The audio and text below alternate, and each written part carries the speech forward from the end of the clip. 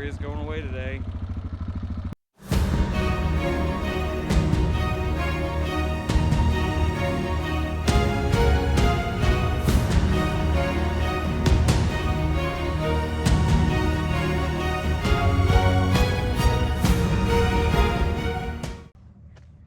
He comes for my baby.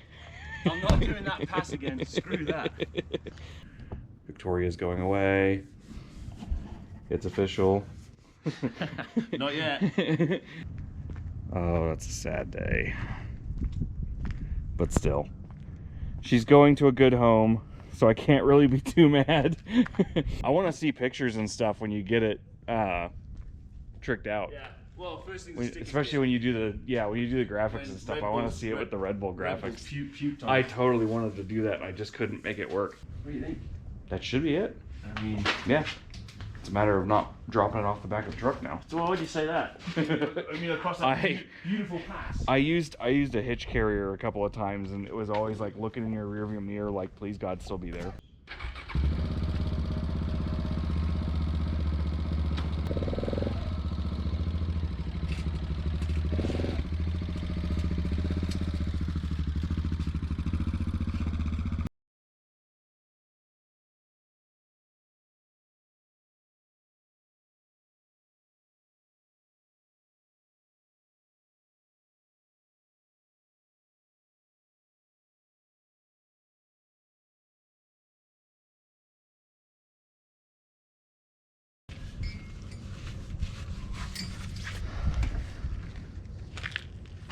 I'm just glad you're tearful. That's all I'm happy about.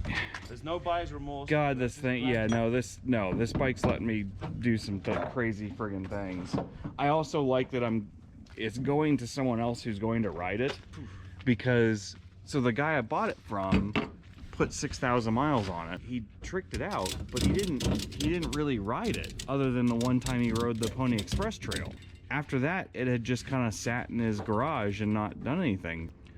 I'm happy that I was able to, you know. I didn't want to say this. I'm going, it sounds like the gas is frozen. No, I've got a water bottle sitting right here. I can't even imagine how cold it would have to be for that to happen. That's what I was thinking. I was like, wow, frozen his garage. Yeah, that would be awful. Sorry.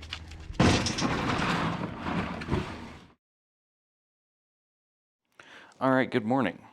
I'm down at my parents' now because it's the last few days before I head out on my trip, and obviously it is snowing. But I wanted to give you a quick overview of some of my other gear. So basically what I'm going to talk to you about is emergency equipment. So this is stuff that I don't expect to use every day, but I want to make sure I have it essentially just in case.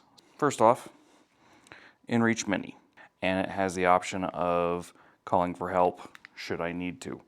Fairly self-explanatory. It's really important that if you're in the backcountry and in areas like the outdoors, that you have a method of calling for help that does not depend on cell phone reception.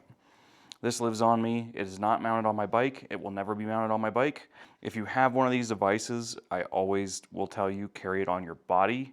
Yeah, don't throw it in luggage. Don't throw it on the bike. I know it makes it easier to carry it and charge it and whatever, but put it on your body. You will need it the most, and you may not be able to reach it. So that lives on my backpack. First aid kit. I do carry a separate tourniquet. This is a CAT, Combat Application Tourniquet. I had a bunch of these left over from when I was in the military that were never used. I just turned a couple of them into first aid kit items. I will say, if you have a tourniquet, take it out of the packaging. The number of people that carry these things and they're still in the wrappers is pretty surprising. Tourniquet, that's only for major bleeding. This is what I carry. I was a medic in the Army. I was a medic before that. This is an Enduristan little pocket organizer. It's not waterproof because I carry this inside my backpack, which is waterproof, so I don't need it to be waterproof. There are certain bandages that are packaged and waterproof, but realistically, you don't need to expect any first aid kit to remain sterile, so don't worry about it. I'm just going to start over here and go one side to the other. So I have these two little pocket organizers. In here is basically all medications, so little bumps and bruises type stuff, ibuprofen, Motrin, there's some Benadryl for allergic stuff. There's also some Imodium for stomach upsets. It's just basic boo-boo kit type stuff. It's not really meant for, bad situations. And then this is all wound care. So Band-Aids, alcohol wipes, little minor cuts, bruises. It's got a couple of Steri strips and stuff like that for larger wounds that you need to kind of pull together. You'll notice that I'm not carrying a stitches kit because they're just a pain in the ass. I have heard of other people carrying things like clothespins and stuff like that for improvised stitches. Those don't work very well. Get, a butterfly bandage or something like that. Or if you need to, carry a stick of super glue. It works pretty damn well. Moving into the main part of the bag, I have an Israeli bandage or a combat bandage, whatever you want to call them. But it's basically a combination bandage and ace wrap with a little hook on it that allows you to make it a very effective pressure dressing. I carried a bunch of these when I was in the military, so I still have them. And then this is just regular packaged gauze. If you have a major wound, pack it with this, cover it with this, you're good to go. Roll of duct tape. It is pre-prepped. You see I have a little tail there so that it's easy to pull out and use. If you can't duck it, it really is true. There's a lot of things you can fix with duct tape that you can't fix any other way. And then this is a CPR shield. So it's just here where it's easily visible, easily available. I hope to never have to be doing CPR on somebody in the woods, because if I am, I've got problems. And then these are just little temperature strips for like taking people's temperatures and stuff like that. A lot of the guts from this are from a Adventure Medical Kits kit that I basically cannibalized and added my own stuff to. Moving over into here, I have more vacuum packed gauze. This is 4.5 feet. I'm sorry, 4 yards of gauze, vacuum packed. The reason this is still in the packaging is because it's vacuum packed. If you've ever had to deal with an extensive bleed, you would know that you will never have enough gauze. And that's basically the reason why I have that. If you're dealing with somebody who's bleeding really badly, you will be packing a lot of gauze. I have another tourniquet, same deal, not in the packaging, and it's basically ready to be applied.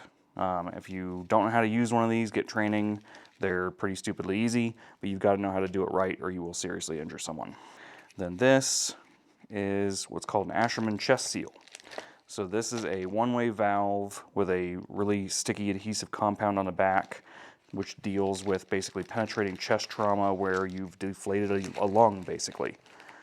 And it just prevents it allows some air out of the chest cavity and also prevents air from going back in. I've had to use them probably twice, but I would hope I would never have to use one in the woods, because it pretty much means you got stabbed in the chest somehow, and that's really bad. I have an emergency blanket, because one of the things you'll deal with if you ever have somebody go into shock is they will get very cold very quickly. And it really helps to have a light and quick way to keep them warm, basically, while you're continuing to work on them. Set of tweezers, shockingly handy. They don't need to be sterile, they just need to work. Pencil. The reason it is a pencil and not a pen is, ironically, a pencil will still be able to continue to write even if the surface that you're writing on is wet. It's just one of those things. I don't really use them very much. Honestly, mostly what I use is a permanent marker. Very good for marking tourniquet application times on the little thing here, on their forehead, wherever. Marking whatever you need to mark. Trauma shears, self-explanatory. Even if you carry a knife, which I always carry a knife, still have a pair of trauma shears. These work really well for cutting through bulky clothing. It's not a knife, it's not a clean cut, but they will cut through pennies. You can cut through the underwire on a bra. If you really need to get somebody naked, this is what you're going to need to use. A knife is not going to work. And fingernail clippers. Shockingly useful for just random stuff. And then in this other compartment over here is a bunch of gloves. I only carry nitrile gloves. I do not carry any latex gloves. When it comes down to it, latex allergies are so common now, there's no reason to worry about carrying latex gloves. And the last thing I want to do is give someone an anaphylactic reaction from touching them. Then I've got some more antiseptic wipes. I have some bobby pins, safety pins, whatever you want to call them. They are really useful for just holding things together, but yeah, they're not stitches. And then some moleskin for blisters, some big 4x4s and 2x2 gauze pads for minor bleeding and just clean, like wound care type stuff, cleaning up. And that's my entire first aid kit. I don't carry splints, like a SAM splint or anything like that, because I carry tire irons. I don't carry quick clot. If they're bleeding that bad, I'm gonna put a tourniquet on them. Yeah, that's my entire first aid kit. So I'm gonna pack this stuff up. All right, other stuff that I have. Recovery gear. This is a toe strap from Green Chili Adventure Sports. It's really nice because it has a stretchy material in the middle here, so it keeps you from getting that whiplash when if you've ever had to tow a bike. You know, the towee can get friggin' snatched by the tower if they don't know what they're doing. So this just goes in the bottom of one of my tank panniers, actually, just so that I have it handy. For other stuff, I do carry a jump kit. I've honestly used it more often on other people's vehicles, but it also doubles as a battery pack. So it's just and a flashlight. So they're just handy to keep. I do carry a pocket saw. So this is actually from Upshift. This is still in the packaging just because this is oiled, so I didn't want to mess with it. But this is basically just a hand saw to be able to cut through small trees, down branches, stuff like that. Hope to never have to use it, but if it comes down to a tree blocking my path and that, I'm gonna start cutting. Do carry a pump. This is from Moto Pumps. This is their Mini Pro inflator. I really like this because it includes an accurate tire pressure gauge. I have checked this. It just works really well. It does have a light that lights up when you plug it in and are using it, so you can use it in the dark if you need to. And just really overall impressed with that thing. I don't carry CO2 cartridges or anything like that, which I'll show you in here in a minute, because I have tubes in my bike. So I don't need to worry about seating the bead. I need to worry about being able to inflate the tire. This is my tire patch kit. So I do have plugs just because it is a good idea if you remove a foreign object to plug the hole anyway. But mostly what I have in here is patches and glue for tubes. I have instructions, which shoot, nobody cares about. And the other thing I threw in here is spare bolts and my press kit for my master links. So I do carry master link in case I snap a chain. I can then press it back together and keep going. I also have in here a Motion Pro mini tire bead holder, or bead buddy, I guess is what it's called, and a gear jammer, which basically both just help with chain work if it comes up. And then in here is basically like one each of roughly every bolt on the bike, because things have a way of working themselves out when you're off-road and rattling the crap out of yourself. I do have Loctite. I don't think it's actually in my bag right now, but I do carry it. 21-inch tube. I don't carry a 18-inch tube because this can go in the rear for at least a temporary solution to get me out of wherever I am. This is miscellaneous stuff. So this isn't all emergency equipment. Line. Mostly I use this for bear bagging my food. If you're ever traveling in the West and you're not bear bagging your food, you're an idiot. Water purification tablets if I really get desperate. Strike anywhere, stormproof matches. Patches for my sleeping mat, and as well as spare valves. If you've ever had your sleeping mat go flat, you know how important it is to have patches. This is a water filter that actually screws onto my spare water bottles. They're made by Hydro Pack, and so this allows me to filter water in an emergency. I don't expect to need to use any of my water purification or filtration stuff, but if it does come up, I have it.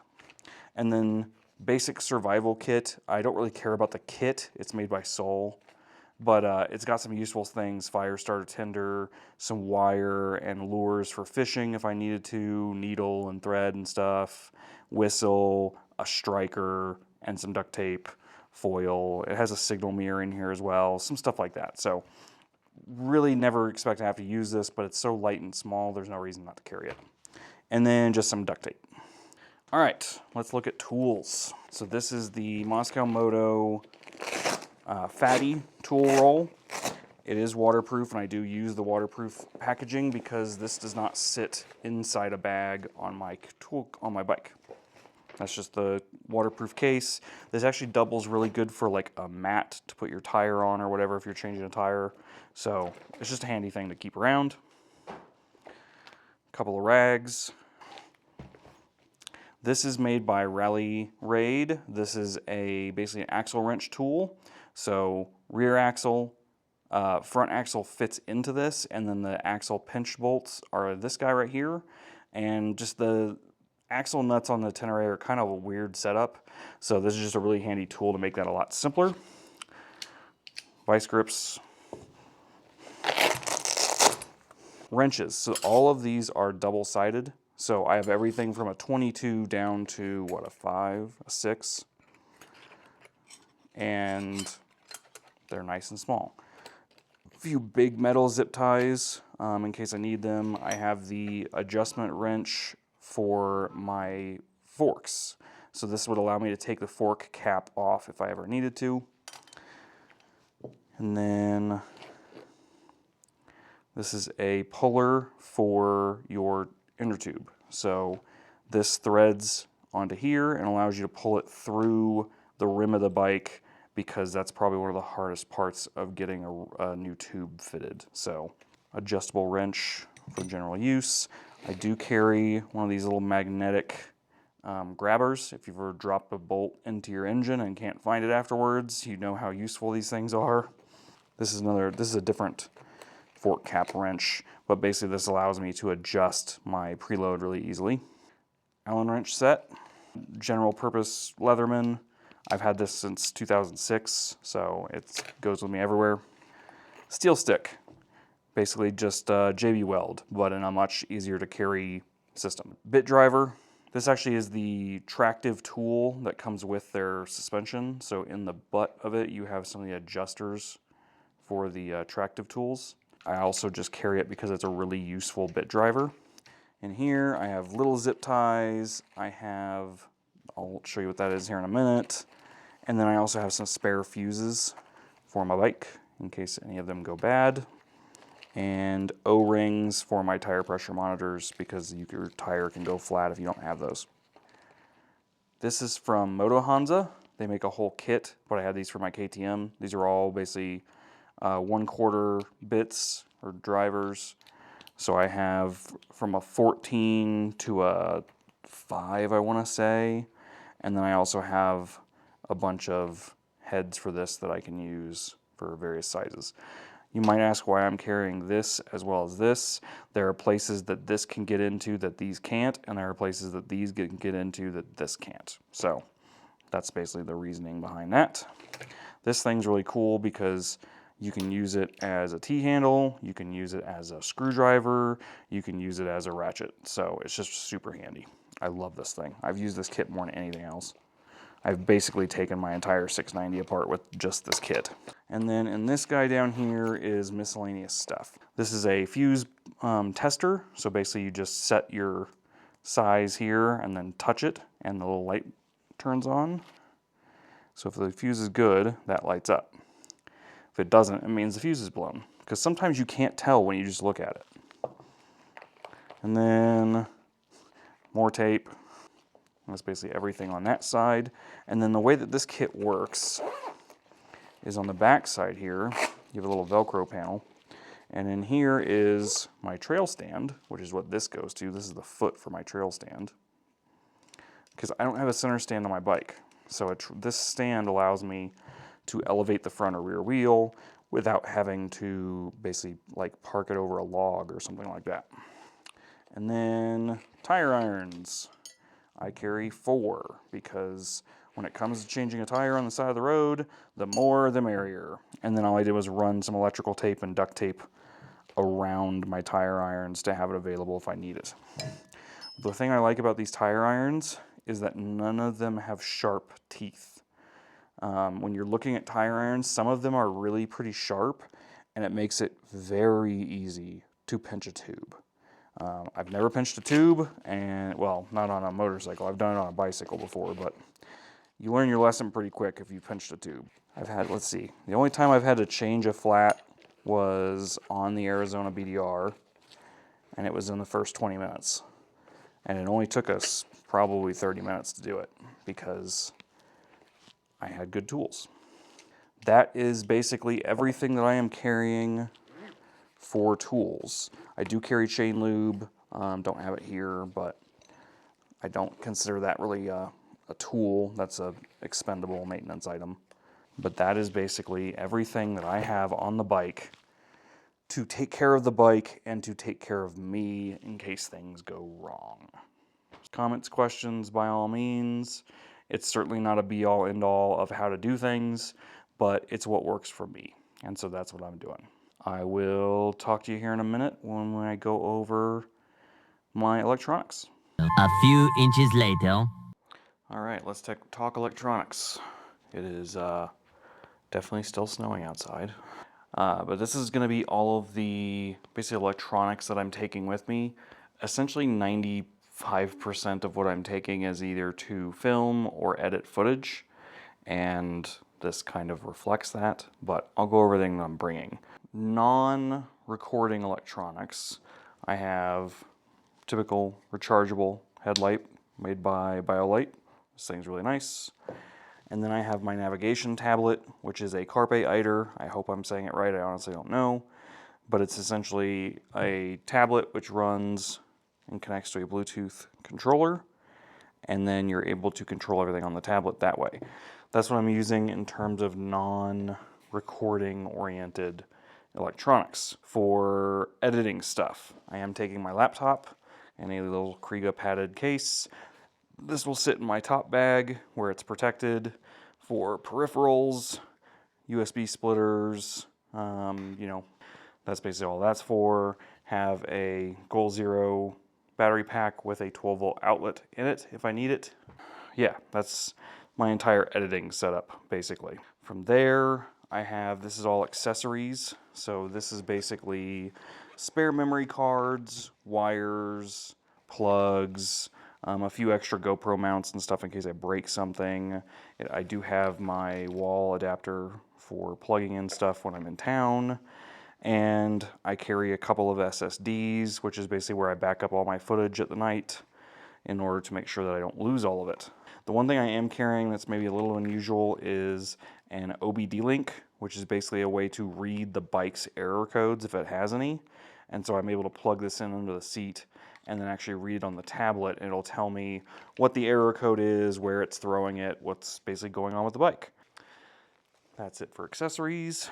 This is all camera gear. So in my tank bag, I have a USB splitter, which I'm able to run into the bag and plug into the bike.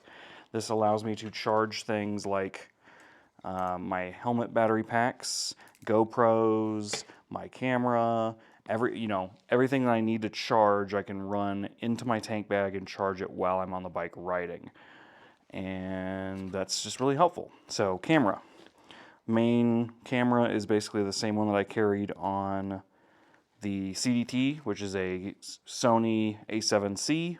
It's a full frame camera, but it's a nice compact one. And the lens I use is basically a 24 to 70 walk around lens. I do carry a separate lens, which is a wide angle, 16 to 35. And the reason I use that is for landscapes and night photography. That's basically my entire still photo setup. I will use that for some video, but only if it's like on the tripod and that kind of stuff. So, cameras. Mostly GoPros. I have the GoPro Max, which I've been using for a couple of years now. That's my rear-facing camera on the bike 90% of the time. I have a GoPro Session 5, which I use as basically a disposable camera. It's anywhere I want to put a camera where I don't care if I damage it, because I've managed to break one once or twice, and they're pretty easy to replace. The other cameras that I use are Hero 8s. I'm using one to record this currently, so I can't show you that, but it's essentially this.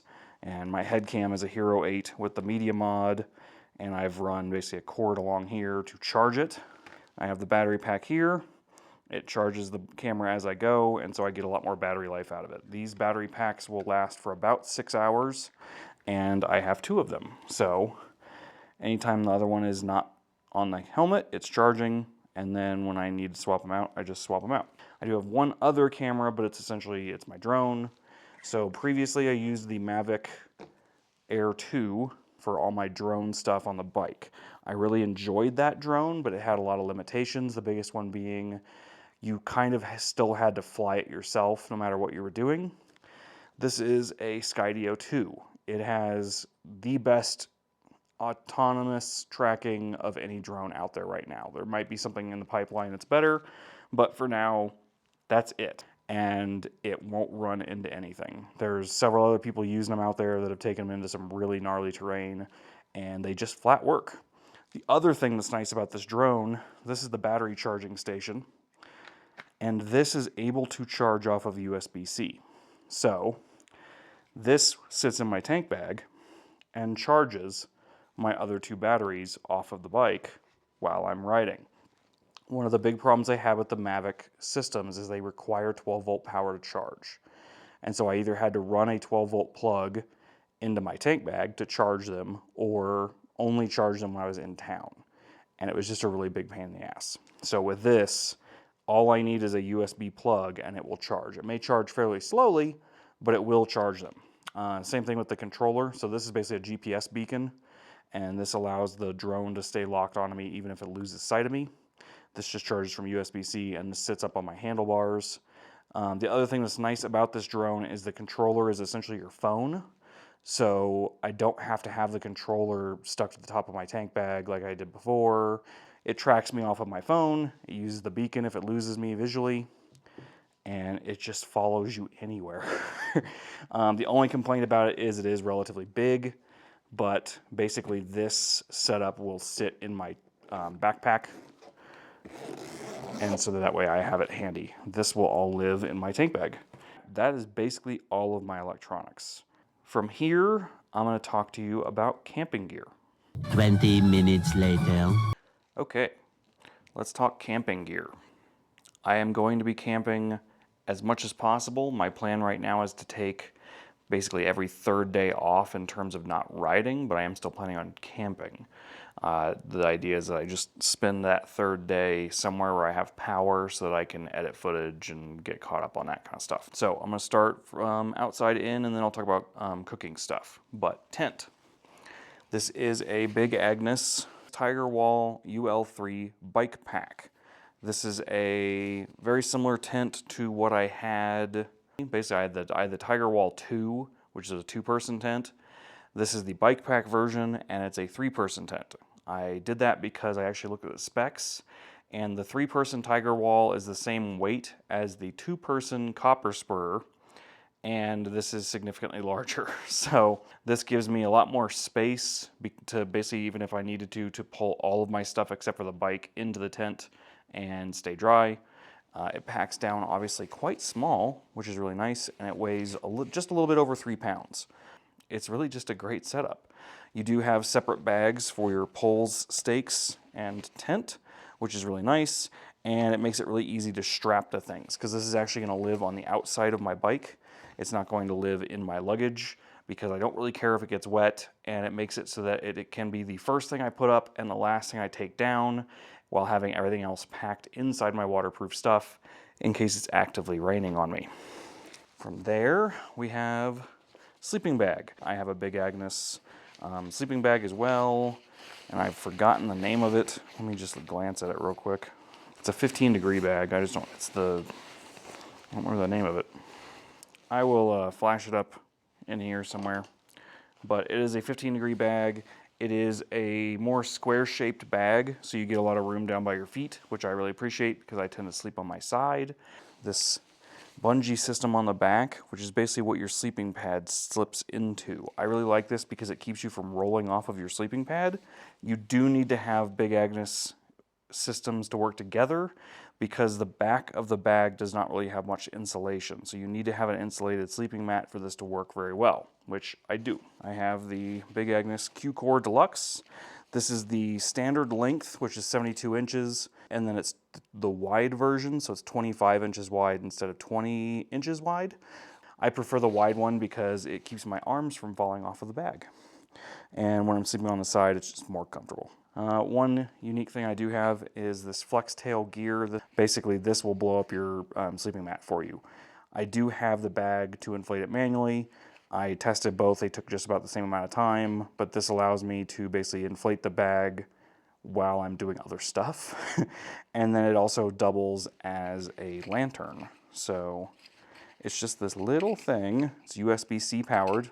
I have a little clip here to hang it when I want to use it as a lantern, which to use as a lantern, you just do that. Or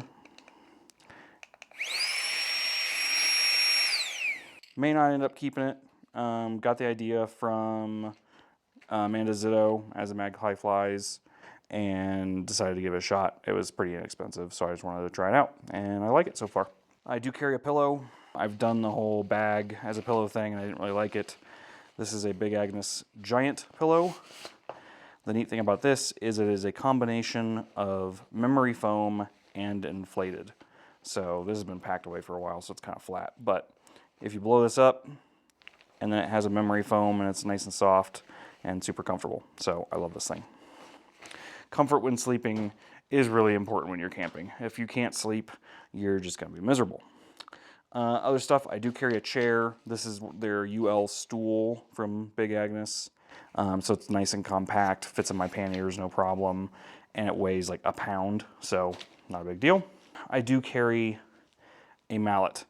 Biggest reason I do is from hiking the CDT. I can tell you that it is very frustrating to be in the dark in your campsite trying to find a rock to hammer your tent stakes in because the ground is so hard and you can't. So this is just a cheap, $5 thing from REI, and it weighs less than a pound, and it lets you hammer your tent stakes in. And just any kind of general, maybe self-defense in the campsite. I don't know. All right, cooking. Most importantly, I do carry a flask. 10th Mountain Distillery in Vail, but it's whiskey. This is pretty much going to be a celebratory thing for when I finish the BDRs. Like each BDR, I'll probably take a shot. And medicinal purposes, Cookware.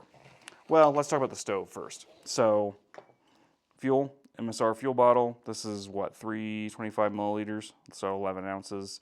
I don't carry the big ones because I've just found you don't need them. This will last me over a week, basically.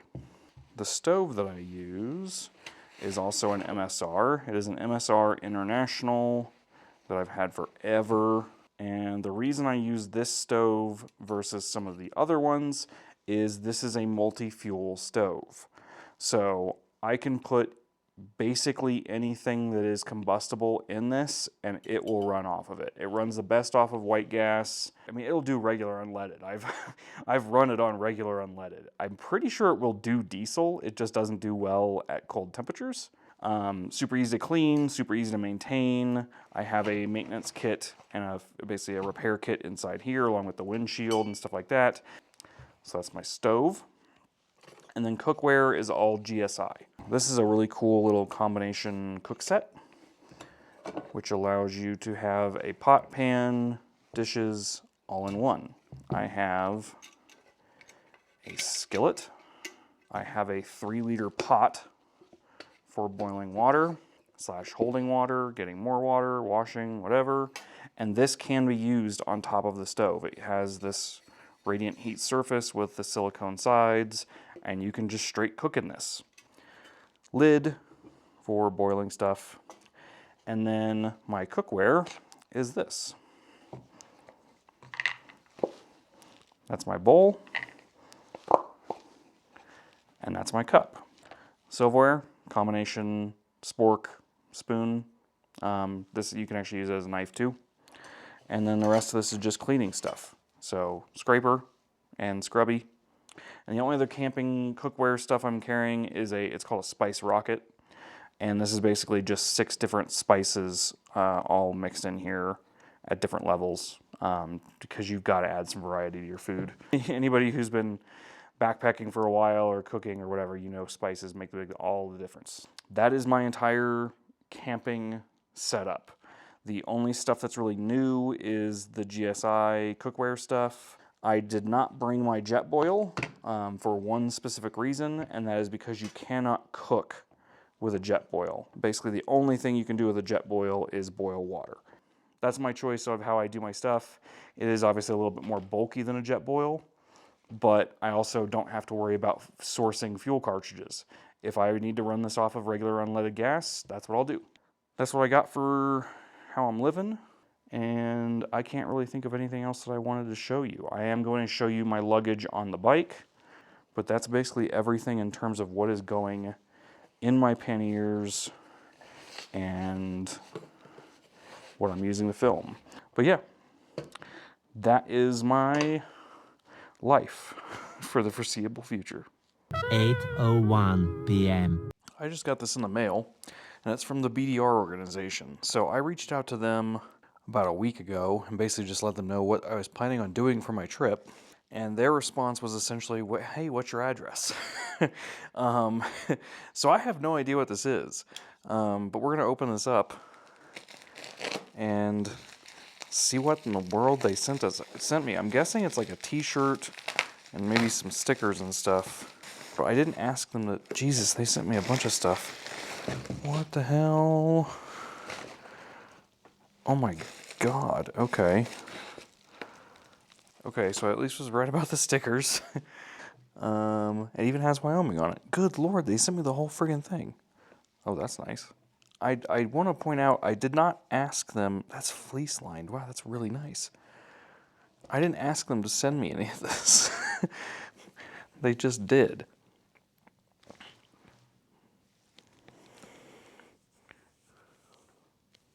Anti-fog visor cleaner, nice. I carry a thing of like Windex, but I'll definitely use this. It's a mouse pad. Okay. I will actually use that.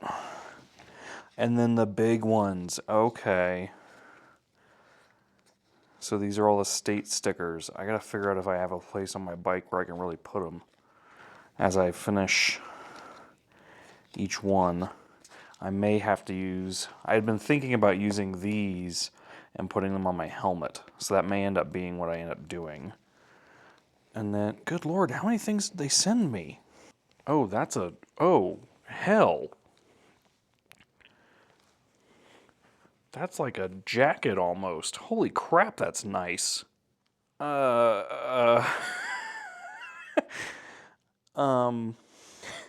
Thank you. BDRs. A lot. Holy crap. I did not expect... I expected, like, this stuff. You know, like stickers. Holy crap. I gotta decide if I'm gonna bring this with me or not, because this is super nice. It's a pullover, but damn, okay. I'm speechless. I don't know what to say. I'm stunned. That's really friggin' cool of them. Okay, well, that's what was in the box. I don't know what else to say. Holy crap.